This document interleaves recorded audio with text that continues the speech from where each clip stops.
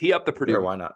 Yeah, okay. Let me tee up the conversation we're gonna have about the best team in the Big Ten, maybe the best team in the country, comes out as 19.5-point favorites and does what a great Big Ten team should do.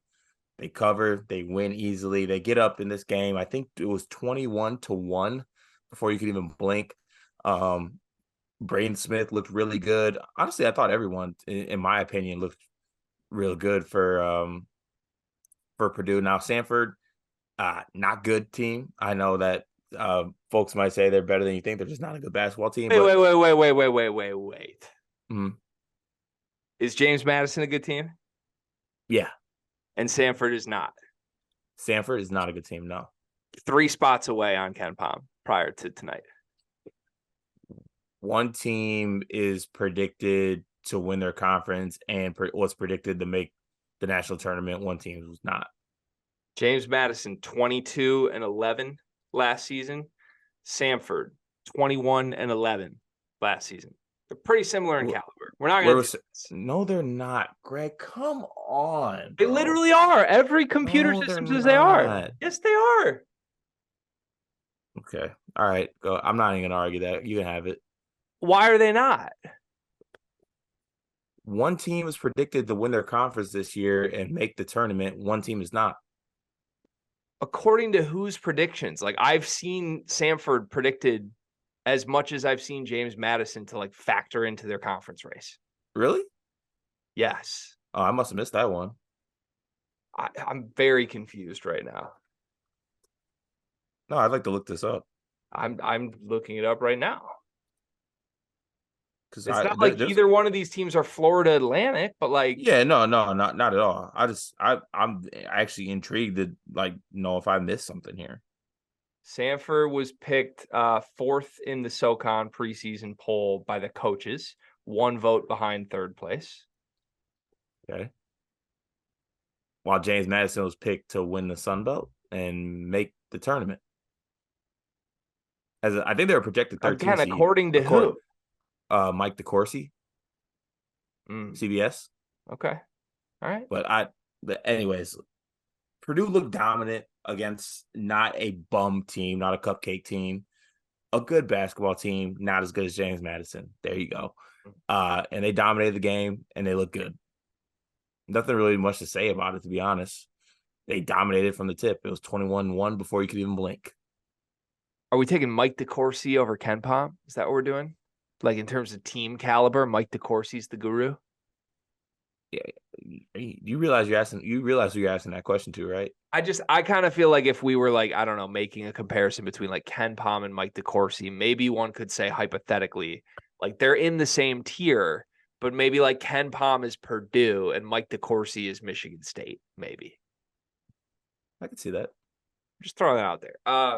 No, you're right. James Madison, I stand corrected. They were picked to win their conference, and Samford was not.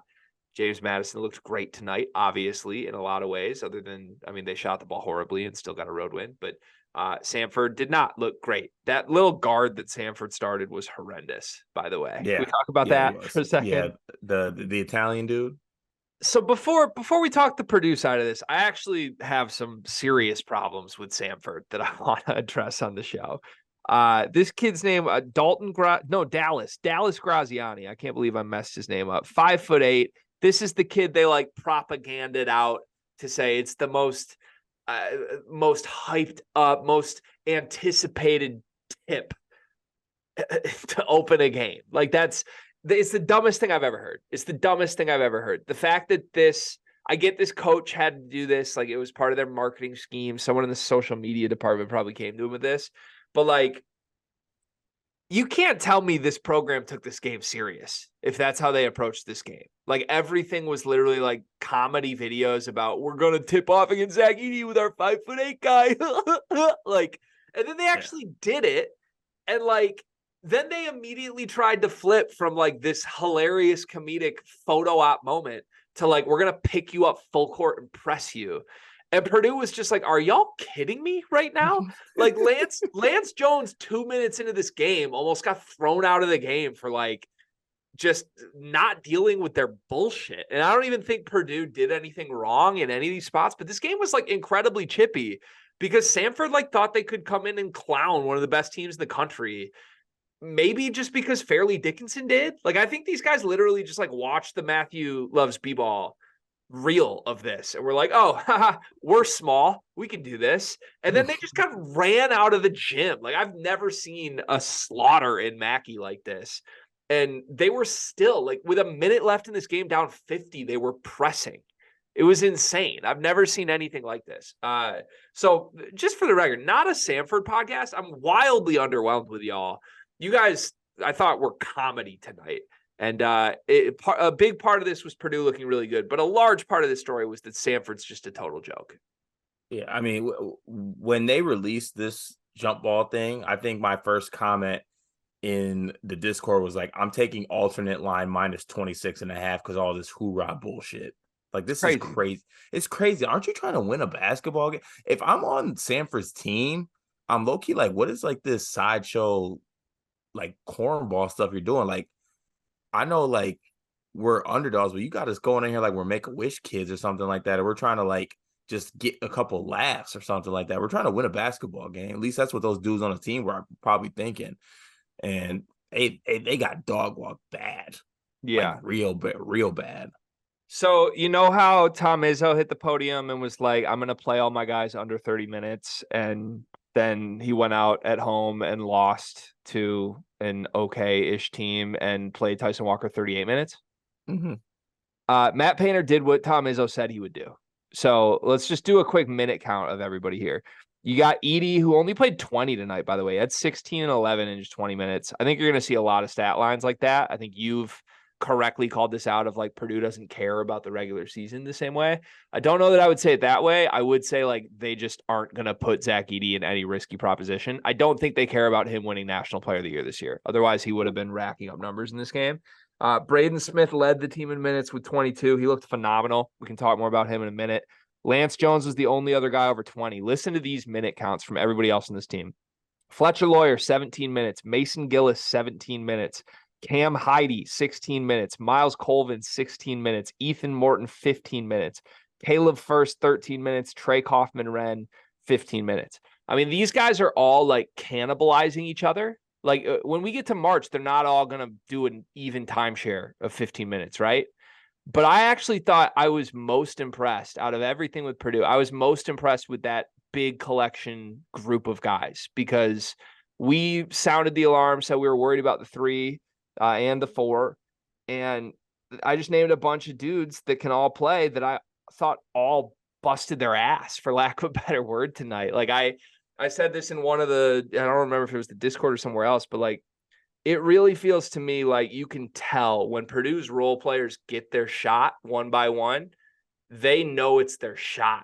Like there's no like not emptying the tank for any of these guys. Like I thought you saw really good things from Ethan Morton tonight, which I have not seen a lot of in the past. He had 5 assists in 15 minutes, and some of them were like genius level IQ, no look type passes. Colvin had flashes. He had 8 shot attempts in 16 minutes, but he made 3 of them, including 2 threes. His athleticism was on full display. Cam Heidi just is going to be a pest. I mean, for however long he's in a Purdue uniform, that kid can play. He can play as a starter. He can play as a 6th man. Doesn't matter. He can be the 5th option. Who knows if there's more down the line, but like he made 3 of 4 threes tonight and he was all over the place. And then Mason Gillis, like he was the quiet one, but he did the little things tonight. Like again, 3 assists in 17 minutes. This team shares the basketball. Their role players, I think, are in a spot now where they know that if they aren't giving 100% effort and playing to their ceiling, they're going to lose minutes to somebody else.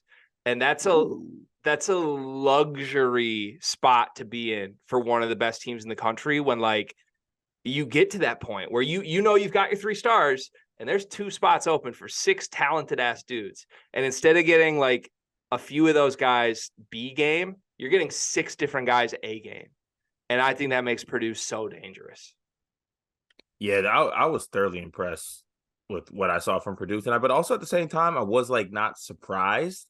I feel like me and you have been pretty pretty adamant about how we feel about Purdue. Now, granted, we're wavering a little bit with the Lance Jones thing at the 3, which I will say for people that are victory lapping, be like, told you about Lance Jones, relax. Okay. Like, actually relax. I expect for Lance Jones to be special against Graziani. Okay. He should be. Well, Let's can relax. we step back in here because he wasn't special tonight? That's the thing. I went back and forth with somebody who was like, I think it was G Wizzy, and tagged me into like a response to somebody who was like, "Can we talk about the Lance Jones haters?"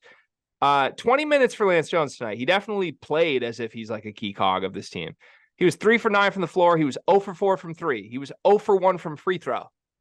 Does that sound like your shooter, guys? Is that what shooters do? They go 0 for 4 from 3 and 0 for 1 from free throw. By the way, I said this to you privately before we clicked record, I think, but like, it's got to be so much easier to be a shooter when you have Zach Edey on the court with you. Like, I'm sorry, but like if you shoot 40% with Zach Edey on the court, you really are like a 35% shooter. We need to start baking in a 5% inflation rate because these shots are just wide open, dude. They're wide open shots. If you're not making shots as a shooter next to Zach Edey, something is completely wrong. And look, Jones isn't making shots. Make no mistake about it. I have questioned this man's shooting ability based on his entire career resume as a shooter. And you can give me he shot 48% on catch and shoots if you want to. At a certain point, whatever is defined as a catch and shoot or not doesn't matter to me. Did he make shots tonight or no? He was 0 for 4 tonight. I think he had an 0 for last game as well. He's not making shots for Purdue right now. And of all those guys that I said impressed me, quite frankly, I think Jones may have been the least impressive of that group. Not to like double down because I don't think he was bad, but I feel that it's very clear that Jones is still learning how to play next to Zach Edey. I felt like that shined through. Like he screwed up an entry pass that if you've played enough with Edey, you just don't screw up. Like he underthrew it. And he kind of just took some questionable shots where like he didn't know if he's supposed to shoot it yet or not. I think he'll get there. And I like his grit and his toughness. But yeah, I'm not seeing like we got our third guy. Yeah. Also, this just came to my head. Is it that much of a learning curve to learn how to play with Zach Edey? Seems pretty simple. It is and it isn't. I get where you're going with it, but I actually think because when you play with Zach Edey, Braden Smith's a really good example of this. There was one play tonight that Braden Smith curled up to the top. He had a catch and shoot 3 that was open. It was open. And he kind of like hesitated. And it wasn't out of like afraid to shoot. He had just banged 3 threes in a row. But he read the play so well to know that if he waited half a second, he would have Zach Edey on a seal where he could just catch and finish a hook that's unguardable. And Braden Smith has now played enough with Zach Edey to know, like, I'll take a guaranteed 2 over a semi-contested 3. Like, and Braden Smith is like 100 out of 100 IQ to me right now when he's taking care of the basketball. But like for a guy who's never played in a system like that and has to adjust to playing the National Player of the Year, I do think it's difficult because Lance Jones comes in thinking like, oh, I'm here to shoot the ball. You're not always there to shoot the ball when you're playing with Zach Edey. Sometimes you're there to get the ball to Zach Edey. And I think Lance Jones struggled with that in spots tonight, like just a little unsure of when to do what. Yeah, that makes sense. Yeah, I was just breaking it down more simply. Like, really, you need to throw it into Edey. Yeah. So basically, and that's not easy too, by the way. Once again, let me bring on my post, but there is an art form to getting the ball into the post. And there are actually players, guards in general, who cannot pass the ball into the post, and it's actually baffling at times. But there is a little bit more that goes into it, I think. And I don't know if it's because I'm halfway through this beer already or not, but I've just had like some type of futuristic Raven Simone type vision that Zach Edey comes back and we get Zach Edey for another year, and then third year Braden Smith, and that becomes like the greatest guard big duo in college basketball history. And Purdue will have that. Purdue will hold on to that forever. All right, there's a lot of people out there that like to say that I am a little biased. Maybe I'm not the most objective. Maybe I have my narratives and I stick to them and I say inappropriate things. Can I come publicly and admit that I said something wrong this offseason? I'd like to own it. Wow, sure.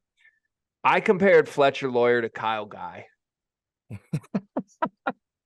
Let me know where to send flowers to the guy residents. I'm sorry.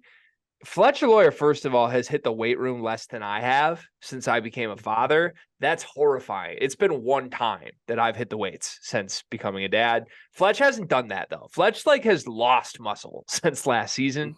This kid, man, he gets bounced off the ball if he does anything. Someone needs to tell him just shoot the basketball.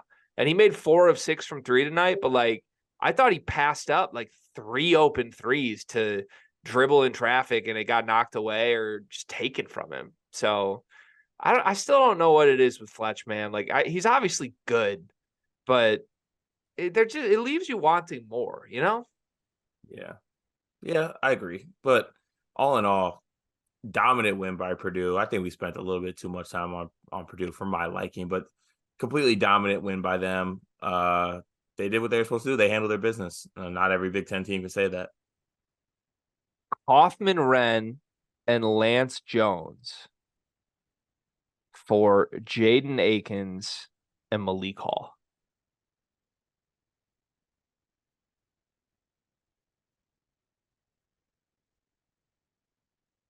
That should be an automatic yes for you, by the way. That's a win-win immediately for both sides. Is it?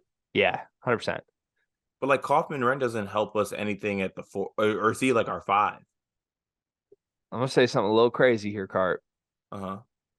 What's the difference between Lance Jones and Jaden Akins? Jaden Akins makes threes. That's it. Yeah. And not really a difference other than that, right?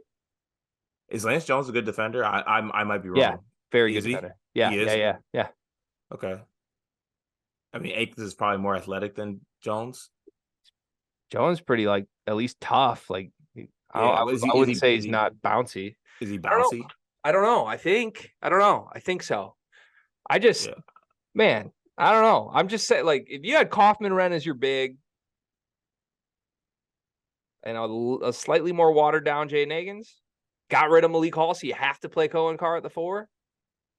All of a sudden, Purdue gets an actual like 4-shaped person to play next to Edie. Like a 4-shaped person. I think it would work, man. I think we should phone that in for both sides. Actually, Purdue might say no to that just because they want to sabotage Michigan State. They probably know they don't even need that. Just want to keep y'all bad. Okay. All right. Good job, Boilers. Appreciate you. We'll talk more about you this season, I'm sure. Okay.